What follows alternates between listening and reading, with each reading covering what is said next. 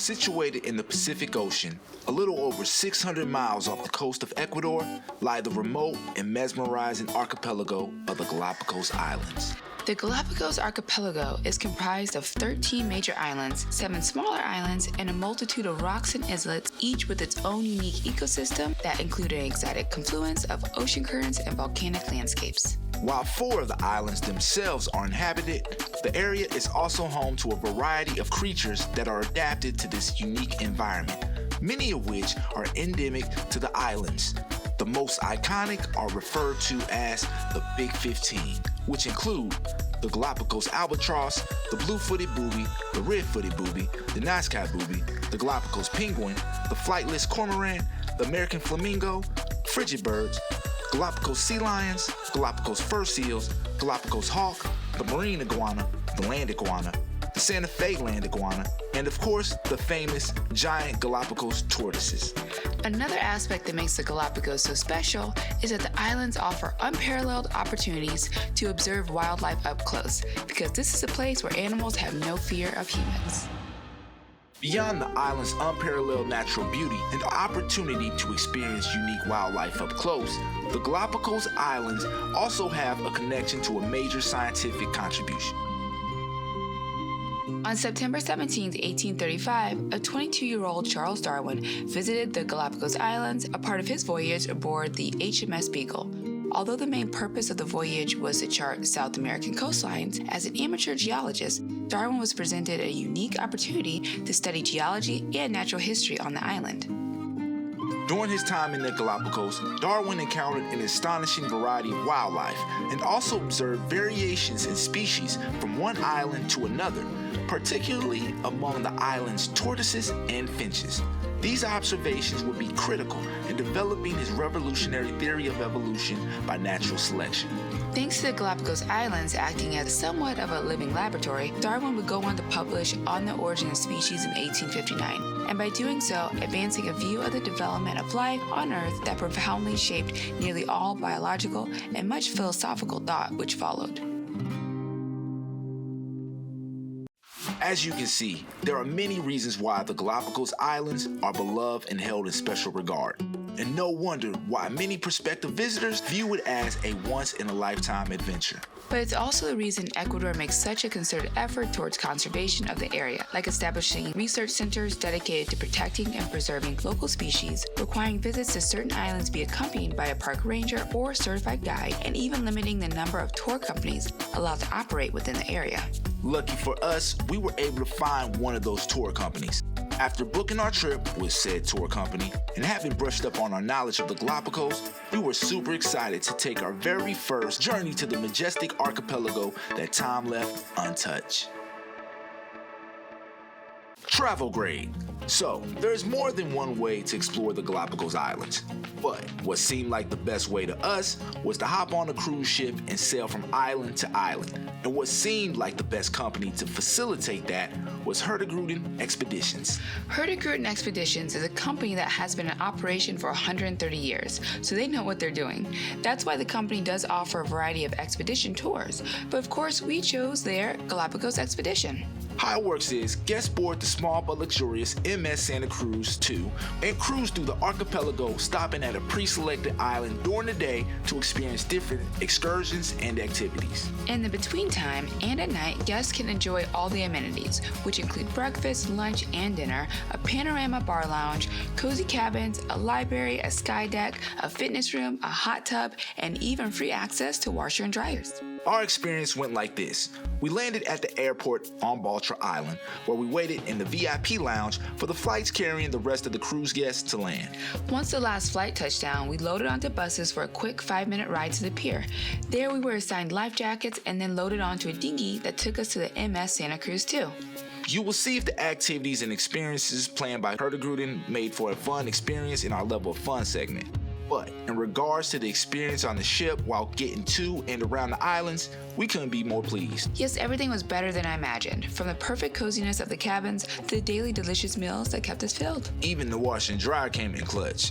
Yes, we weren't wrong about a cruise being the best choice for experiencing the Galapagos, and definitely not wrong about Hurtigruten expeditions being the best option to facilitate. That's why we give this experience a 5 out of 5 for travel grade. Level of fun. The first thing that stood out about the Galapagos Islands was the fact that just pictures don't do it justice. I mean, it was more beautiful in real life. Yep, everything was as expected. Right off the bat, we had our first encounter with the local wildlife. It was surreal seeing a sea lion just napping under a bench. Seeing the close-up of the snoozing sea lion was just the tip of the iceberg for the crazy, awesome experience we were about to have. The first day after leaving Baltra and getting settled on the Santa Cruz 2, we headed to Mashpi Island and disembarked. There, we walked along the beach that was filled with colonies of sea lions. The one sea lion on the pier was just a drop in the bucket compared to the multitude of sea lions we would see on the beach. Along with the sea lions, we saw crabs, frigate birds, and some iguanas. While waiting for the return of the dinghies that would carry us back to the ship, we were able to catch a beautiful sunset. This was the perfect cap to the first day of our journey. On day 2, we arrived at San Cristobal Island, where we had traveled to during the night. Feeling like a champion, we chose to embark on the more challenging hike Hurtigruten offered. Yeah, you can say we felt like a champion, but what really motivated us to take the 3-mile inland hike from our disembarking spot was getting to a natural area for giant Galapagos tortoises. We can't lie, the hike was hard, it was hot, and the landscape was reminiscent of a desert. But when we started coming across giant Galapagos tortoises just existing in their natural habitat, we can say the hike was worth it. We probably saw about 8 tortoises total, and considering that we were standing on the very first island Charles Darwin landed on in 1835, it made it even more surreal seeing the iconic creatures he first encountered. After spending some time with the tortoises, we hiked back to the dinghy, making the trek 6 miles round trip. You know, we really wanted to see those tortoises because I never thought I would hike 6 miles in the heat. After a break and some lunch on the ship, we sailed to the other side of the island where we disembarked, hopped on some buses, and headed to Cerro, Colorado to check out the Giant Tortoise Breeding Center. The Cerro, Colorado Giant Tortoise Breeding Center was established in 2000 after a 1995 research study revealed that the tortoise population was stressed by feral cats. As a result of the center's breeding efforts, the tortoise population has increased from 500 to 6,700. Pretty dope. We were only at the end of day 2 and we already experienced a fair share of giant tortoises. We couldn't wait to see what day 3 was to bring. On day 3, we were just halfway through our 6-day expedition. The plan for the morning was to hit Santa Fe Island. There, we would have the chance to see the Santa Fe land iguana, which is only found on that island. As soon as we landed on Santa Fe, we were met by a colony of sea lions. Once on land, we hiked up the rocky terrain to see more local animals. We saw land iguanas, swallow-tailed gulls, and even the famous Darwin finch. Along the way, we also learned some pretty interesting facts about the island and its local wildlife. Like, Santa Fe is the only island where the land iguana breeds with the marine iguana and creates a new hybrid species. Or, like frigates, fly through clouds, so to bathe. And when we saw the Nazca boobie, we learned that it is the largest of the boobies, with the blue-footed boobie being the next largest and the red-footed boobie being the smallest. Yes, it's a pretty eventful morning, but we weren't done. In the afternoon, we headed to South Plaza Island, an island that would make you believe that you were on another world. Legend has it, this is the island that Steven Spielberg was visiting when he saw a giant tortoise and was then hit with the inspiration for his famous character, E.T. There was not a dull moment on the rocky hike as the local wildlife was very active. And we mean active. I mean, we even came across a pair of Nazca boobies getting it on. With all the encounters with wildlife and the beautiful landscape of multiple islands, the journey so far had been amazing. And to think, we were only on day 3. On day 4, Hurtigruten had quite the day planned. We would be spending all of this day on the island of Santa Cruz. We first landed at Puerto Aurora, where we visited the Darwin Research Station Giant Tortoise Breeding Center, which is the headquarters of scientific investigation, conservation, and the National Park Administration. During our visit, we toured the park and the museum. We learned of the ongoing efforts to restore and protect the local ecosystem, from battling invasive fruit flies to trying to increase tortoise populations, and of course, a lot of giant tortoises. Including the dome-shaped Cape tortoise that can get up to 700 pounds. But one of the most fascinating tortoises we learned about was the symbol of the national park, Lonesome George. Lonesome George was found as the world's last giant tortoise left on Pinta Island. George, who was brought to the park, would be the start of the center's reproduction program. After the visit to the Darwin Research Station, we were off to the next activity Hurt and Gruden had planned. Some of us loaded onto vans to head to a local sugarcane farm where Ecuadorian moonshine was made. Others of us chose to ride a bike to the sugarcane farm. Yep, this morning I was feeling like a champion because I chose to be among those who chose to ride the bike 2.5 miles to the farm. It was actually a great ride, even with it being a bit of a workout. But after the ride, getting to sample some of the moonshine on the farm was definitely a nice payoff. After the moonshine, we headed to Rancho Manzillo, where we enjoyed a delicious lunch and then walked the farmer's field to see a bunch more wild giant tortoises just living in their natural state. We really did enjoy our tortoise field day on Santa Cruz Island. But for day 5, we thought it'd be about time to try and get close to some ocean wildlife. So the activity we chose on day 5 was snorkeling off the beach of Gardner Bay on Espanola Island. Gardner Bay is a beautiful beach with fine sand and littered with sleeping sea lions. As for the snorkeling, I wasn't really feeling it off the beach, which I thought would be easier for us being that we aren't experienced snorkelers, let alone strong swimmers. Plus, the water that day wasn't very clear, so we really couldn't see any animals. But we did have some interesting encounters with some pesky mockingbirds that are endemic to Espanola Island and also a cantankerous sea lion. Although we failed at snorkeling the day before, on day 6 we were determined to have a successful experience at least once, so we mustered up all the courage to do the deep water snorkeling excursion. That morning, we departed on a dinghy around Santa Cruz Island and disembarked to snorkel along Eden Islet. This was a success as we actually saw some ocean wildlife. It was a lot of fun, especially since this was me really stepping out of my comfort zone. We had so much fun that we signed up for the afternoon deep sea snorkeling excursion, which took place around North Seymour Island. With the currents being strong and the waves being choppy, we may have bit off more than we could chew. Still, we had a blast while we were in the water. Thanks to even better visibility, we saw more wildlife and some pretty dope ones at that. Snorkeling all day was the perfect way to spend our last full day of the expedition. Finally, on day 7, we packed our bags and said our goodbyes to the staff, crew, and guides and headed back to the mainland to board our flights back home. Looking back on our experience in the Galapagos, we had a blast. Look, it's the Galapagos Islands. How can you not have fun? But our experience was even more enhanced thanks to Hurtigruten Expedition's guided itineraries. We can say that we did do a lot, and even though it did feel like a lot, we kept wanting to do more. Because like the captain said to us on the first day, statistically, this would be the only trip for most of us to the Galapagos. So whether it was snorkeling in the pristine warm waters, experiencing the awe of the giant tortoise up close, or even getting chased by a sea lion, we had a lot of fun and made memories that would stay with us forever. In summary, we obviously recommend putting a trip to the Galapagos on your list of desired destinations, and of course, recommend Hurtigruten Expeditions as your tour provider. That's why we give a 5 out of 5 for level of fun. Comfortability for Black people. So, how was our experience visiting the Galapagos as Black travelers? Well, there are many contributing factors on this journey that lended to how we felt. First, the staff of Hurt and Gruden Expeditions. Every individual representing the company was friendly, welcoming, and very accommodating. And the company itself is taking action. We noticed on our trip that most of the other passengers were of a certain demographic. This is also recognized by Hurtigruten and why they're being intentional in attracting more diverse clientele. They are even intentional about making those considerations in their hiring of guides and other staff. Even though the other passengers consisted of a majority of a certain demographic, it didn't matter because they were another one of the factors majorly contributing to our comfort level. Everyone we encountered was friendly and engaging. Believe it or not, we even ran into some fellow Seattleites. Another big contributor of our comfort was the fact that we traveled a part of a group of fellow Black creators.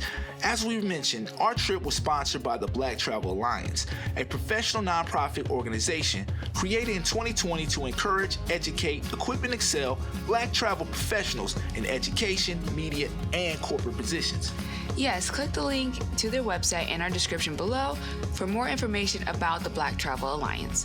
Of course, all these factors lended to us having a very comfortable experience, but we have to mention the most obvious and possibly most significant contribution to our off-the-chart level of comfort during our visit to the Galapagos, and that is, for the place notoriously known for its nature, we would naturally expect to be comfortable. Yes, because as you know, nature is for everyone. And because of that, it is no doubt that nature absolutely, positively loves Black people. Yes, we had a great experience visiting the Galapagos Island, and we are sure that you will too. That's why for our experience in the Galapagos Islands, we give a 5 out of 5 for comfortability for Black people.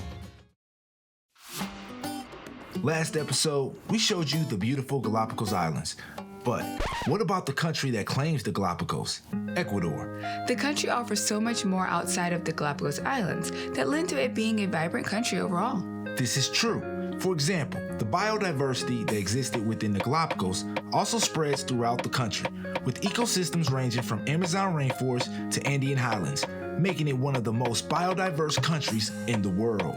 Another example is its rich cultural heritage, evident in everything from its music, its dance, its festivals, and its crafts. Ecuador's rich cultural heritage reflects the many indigenous cultures of Ecuador. The rich indigenous culture is also accompanied by historical relics of its colonial past, preserved in many historical sites, which contribute to Ecuador being one of the largest and best restored historical centers in the Americas. And of course, the food. Ecuadorian cuisine is really diverse, ranging from region to region. Since we will be experiencing the country on the mainland this time, we wanted to be sure to choose an Ecuadorian city which best embodies all of the amazing things Ecuador has to offer. And there wasn't a more perfect city than Ecuador's capital city of Quito. So for this episode, we spent a couple of days on land exploring the city, which is a United Nations educational, scientific, and cultural organization World Heritage Site. We couldn't wait. Travel grade. So getting to Ecuador is not easy coming from Seattle. It took a whole day to get there and took 2 days of travel for us to get back. First of all, you're not gonna find a direct flight going into Quito from Seattle. But here's how our travel went. We woke up at 4 a.m. to head to the airport for a 7 a.m. 4.5-hour flight to Atlanta. We spent our 2-hour layover in the ATL airport, then boarded our plane for a 6-hour flight into Quito. Finally, we had about an hour taxi ride from the airport to our hotel in Old Town Quito. Yes, that was a lot, but believe it or not, our trip back was a lot worse, being that we were coming from the Galapagos. Yeah, we will spare you that itinerary, but we will offer the following recommendation, that if you can swing it, break the trip up, especially if you're flying back from the Galapagos. Yes, a couple of our companions, a part of our traveling group, did such on the way back, and we were really regretting not doing the same. So if we're basing our grade from a perspective of Seattleites trying to get to Quito, then you will understand why we give this trip a 2 out of 5 for travel grade. Level of fun. Like we said, we want to experience all of the amazing things Ecuador has to offer. The cultural heritage, traditional cuisines, and even the biodiverse nature. Yes, it was one thing to identify the perfect city, but it would be a whole nother thing to find out how to experience all of the amazing things that make that city great. Enter in Metropolitan Touring, a tour company that has been in operation for 70 years, and that started its mission to share the wonders of Ecuador with the world. Metropolitan Touring is the parent company of Hurtigruten Expeditions, so no surprise that we were going to be taken care of. That was evident from the start just by our hotel accommodations. Casa Gancantina, a beautiful hotel situated in the heart of Quito's famed Old Town. The hotel's architecture gives a hint to the building's pretty remarkable colonial history. See, Casa Gancantina is actually a restored historic mansion. The history of the plot of land itself is pretty remarkable, long before the first European structure was ever built. The plot where the mansion was built was the Temple of the Blue Militia, aka the elite royal bodyguard of the Inca Empire. Its Spanish history began with the original house being built in 1600. The property would then be bought and sold by a series of wealthy families up until its final owners, the Gangotinas. With the mansion overlooking Plaza San Francisco, there is no doubt it's witnessed some pretty incredible history. But the mansion itself has also been through quite a bit. Yes, like surviving a devastating fire that was allegedly the work of an ex-boyfriend of one of the Gangotina daughters. Wow. Today, the mansion is a luxurious boutique hotel that harbors 31 rooms, a garden, a rooftop bar, and inside bar, both with fire cocktails, and of course, on-site dining that serves world-class food. Yes, our stay was awesome, but what else was just as awesome as our lodging was our experience in the streets of Quito. This was via the Old Town Quito walking tour, arranged for us by Metropolitan Touring. We were really excited about this tour, since we really wanted to understand more about the people who lived in Quito. After a delicious breakfast at Casa Gangotina, we headed outside where we were met with our local resident guide. It was then that it dawned on us why the tour was described as a tour that allows you to explore Quito like a local, because your guide is actually a local resident. See, the tour was created by a grassroots NGO organization that created the walking tour. The tour was a perfect way to fully experience Ecuadorian culture. The tour took us through the nearby streets, stopping to meet artisans, shopkeepers, hat makers, and even sweet confectioners. Like up the hill on Calle Rocaforete, where we explored the San Francisco market, one of the oldest in the capital city. There we met the people working the market and also learned a little about the fruit and vegetables produced in Ecuador, as well as some other culinary traditions. Probably one of my more favorite places we stopped into was El Secreto de las Plantas, which translates to English as the secrets of the plants. This place was basically a pharmacy with all plant-based medicines based on traditional Ecuadorian remedies, one of which was actually the only thing that has been able to quell my shoulder pain. I went back twice. At Indemnity Baez, an amazingly delicious chocolate candy store, we were lucky enough to get a chance to participate in a chocolate workshop that included tasting. The delicious chocolate experience shouldn't surprise us because the country is considered the birthplace of cacao, and today is the world's largest exporter of chocolate. Not only did the tour allow us to experience the local culture in real time, it also allowed us to get up close to some of its historical influences. And the one that really stood out was the Roman Catholic influence. It was mind-blowing standing in churches that date back to the 16th century. Yes, it was a fun day experiencing the city's exciting, vibrant culture, which of course included its culinary culture. At Hildera San Agustin, we experienced a delicious traditional Ecuadorian lunch. Yes, thanks to the tour and of course Metropolitan Tours, we got to experience everything we were looking for. All of the architectural, historical, cultural, and culinary riches of Ecuador. We even got to experience more of the country's biodiversity via a stay in its rainforest. But that's for another episode. Yes, we can't say enough how much we enjoyed our experience in Quito, and we definitely recommend Metropolitan Tours for planning your visit. So, for our experience in Quito, we give a 5 out of 5 for level of fun. Comfortability for Black people. On our trip to Ecuador, we not only learned firsthand how it felt as a Black traveler visiting, but we also learned how being Black is living in Ecuador. Starting with our experience, the people and the owners of the shops we encountered on our tour all greeted us with smiles and were all really welcoming. Of course, the folks running the walk-in tour and representing Metropolitan Tours were all amazing. Yes, our comfort overall within Quito was amazing. But most interesting was what we learned about the Black perspective living in Ecuador. One night, our group got to have dinner with 2 local Ecuadorians who are working to better connect the Black Ecuadorian community. During our time with them, we learned quite a bit. Most Afro-Ecuadorians are descendants of enslaved Africans brought to Ecuador by Spanish colonizers from the early 16th century. Actually, the first group of enslaved Africans to arrive in Ecuador arrived in 1553 when a slave ship bound for Peru was stranded off the Ecuadorian coast. These Africans escaped and formed maroon settlements in Esmeraldas. These became a safe haven for those fleeing slavery. Despite their historical significance, Afro-Ecuadorians have faced systematic racism and marginalization. Along with the Esmeraldas province, Afro-Ecuadorians also have a significant presence in Guayaquil and Ibarra. And that's why dedicated people are passionately working to improve connections within the community.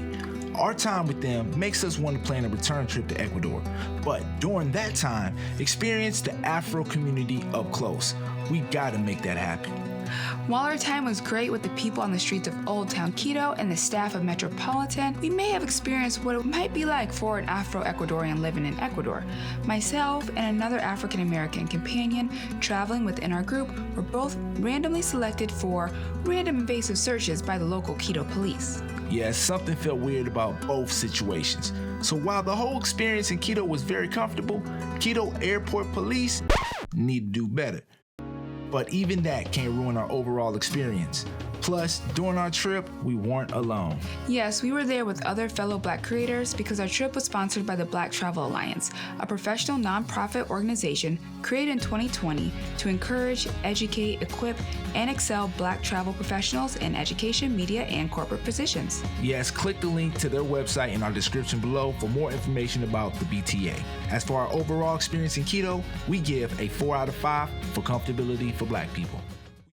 For the last couple of episodes, we've shown you Ecuador, from the mesmerizing Galapagos Islands to the cultural-rich city of Quito. But for this last episode of our Ecuador trip, we are experiencing a lush rainforest by spending a couple of days at the majestic Mashpi Lodge. To us, Mashpi Lodge seemed like the perfect way for anyone to experience a rainforest. A lot of the reason why is because of its location being in the Choco Rainforest. The Choco Rainforest is one of the most unique places in the world, encompassing a variety of ecosystems, including cloud forests, mangroves, and coastal lagoons. All of the ecosystems thrive thanks to the extremely high levels of rainfall, making it one of the wettest places on the planet. And all of this contributes to the Choco Rainforest being one of the most biologically diverse areas in the world. Like the Galapagos Islands, Choco is home to a variety of endemic species, which includes plant, bird, and mammal species. Despite how special Choco is, the rainforest is under threat as a result of deforestation, mining, and illegal logging. In 1996, it was identified that less than 4% of Ecuador's primary forests remained. From that point on, Choco was identified as a global conservation priority. Thanks to ongoing conservation efforts, that number is improving, but still a long way to go. Mashpi Lodge is helping in those efforts to protect this irreplaceable ecosystem and the unique species that inhabit it. In fact, conservation of the area was the driving factor in Mashpi's creation in 2001. Mashpi's mission was not only protecting the forest, but also to lift the local Ecuadorian community out of poverty. So in order to get the lodge built and stay true to that mission, it was decided to build on top of an old sawmill so that no tree would be cut down, and also sponsor and train former local loggers to transition into conservation careers. Even today, Mashpi supports and conducts its own research used in the conservation of the area, some of which that has produced the discovery of new species. Yes, all of the conservation and discoveries are dope, but that isn't the only great thing going on the over 6,100 acre reserve. Yes, Mashpi Lodge itself is an amazing, beautiful building that sits on a scenic plateau showcasing breathtaking views of the surrounding forested mountains, all of which can be experienced from the inside via floor-to-ceiling panoramic glass windows. On top of the stunning views, a Mashpi stay also includes dreamlike rooms, delicious meals, amazing cocktails, and of course, a variety of planned activities that allow you to immerse yourself in the Choco Cloud Rainforest. We were even more excited to check out this once-in-a-lifetime experience. And with this experience having also been planned by Metropolitan Tours, we were sure it would be everything we imagined. Travel grade. So this was another of our experiences arranged by Metropolitan Tours. So our travel to Mashpi was handled by them. But we can still say a few things about the ride. Like, it was around 3 hours from when our shuttle picked us up from Quito to our arrival at Mashpi. We can also say that the ride was very bumpy and takes you on roads that are really remote. I was shaking a lot of it, especially when we would be driving on a very thin one-way road with no guardrails. On a lighter note about the route did allow for us to stop by the Monument Center of the World, commemorating Ecuador being located on the equator. Remember to bring cash. Yes, besides the bumpiness, the length, and precarious roads, the ride wasn't bad. Plus, getting to Mashpi would prove to be worth it. Still, we won't give a travel grade because, again, Metropolitan Tours handled it. Level of fun. Our first day arriving at Mashpi, we first got settled into the room we would get to enjoy for the next couple of nights. What stood out right away of the great features of the room was the unbelievable view. After getting past our shock and awe of the room, it was time for our first Mashpi adventure. Before we continued, for those of you like me, I want to address a very important question when preparing for this trip. The first thing that came to mind was what to wear in the rainforest. Message!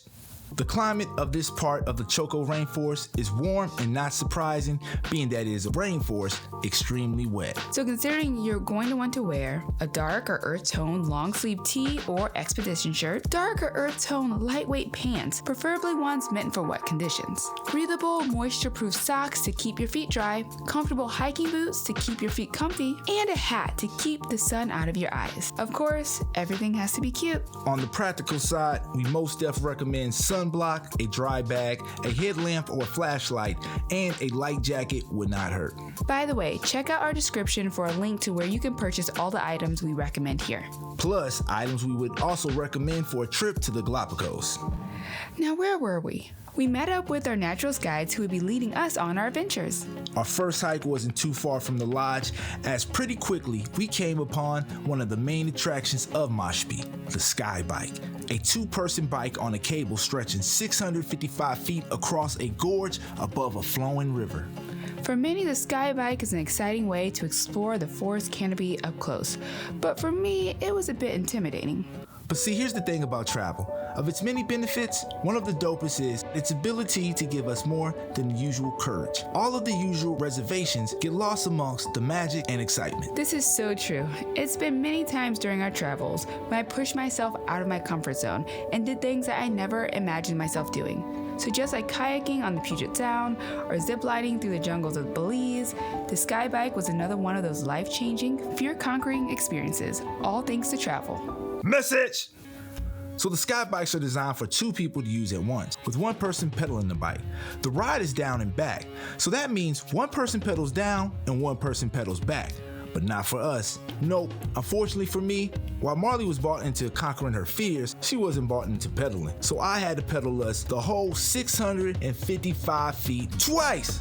Sorry, babe, but even with a sore body, Aunt would still agree that the views and overall experience was amazing. True, but Right next to the sky bike was the observation tower, a metallic structure with a staircase that climbs to about 8 stories high, where guests are able to enjoy an exciting bird's eye view of the surrounding forest. We decided not to take the climb as I had my fill of fear conquering for the day. And I was still hurting from carrying this 1,300 plus feet. After the hike to the sky bike, Mashpi wasn't done with the activities they had planned for us. We got to listen in on one of their night talks, led by Mashpi's resident biologist, who shared facts about the local wildlife, natural history of the region, ongoing research projects, and conservation initiatives. We definitely learned a lot, and it was a perfect way to end our first day. Our second day at Mashpi was jam-packed with amazing experiences, because on that day we embarked on the long hike. This hike was dope. Our naturalist guides led us through the forest, descending through the towering trees, amongst the orchids and giant ferns, eventually coming to a serene waterfall where we took a break for a swim. After the rejuvenating break, our hike continued along the riverbed, experiencing the wildlife and of course learning. Eventually we made our way to the next big attraction at Mashpi, the Dragonfly. The Dragonfly is an open-air gondola that glides through the treetops at a relaxed pace, providing another spectacular bird's-eye view of the forest, waterfalls, and rivers. But probably one of the best things about the experience was just sitting back peacefully, immersing ourselves within the surrounding nature. Our Dragonfly ride took about an hour. For me, the nature was definitely nice, but even more so was the Dragonfly cut our hike back down to more than half. After we got back, we had a nice lunch and a little nap. Then we headed out on a shorter hike to the Life Center, a place built for learning and discovery, as well as a space for guests to relax. Also at the Life Center is another one of Mashpi's popular attractions, the Butterfly House. Along with learning about butterflies, you get to experience these beautiful creatures up close. Really up close. It was unbelievable. The Butterfly House is home to some 200 species of friendly and active butterfly. After hanging out a while, we were ready to head back. It was the perfect time because the sun began to set, meaning it was time for the night hike. The night hike was simply us hiking a trail back to the lodge at night.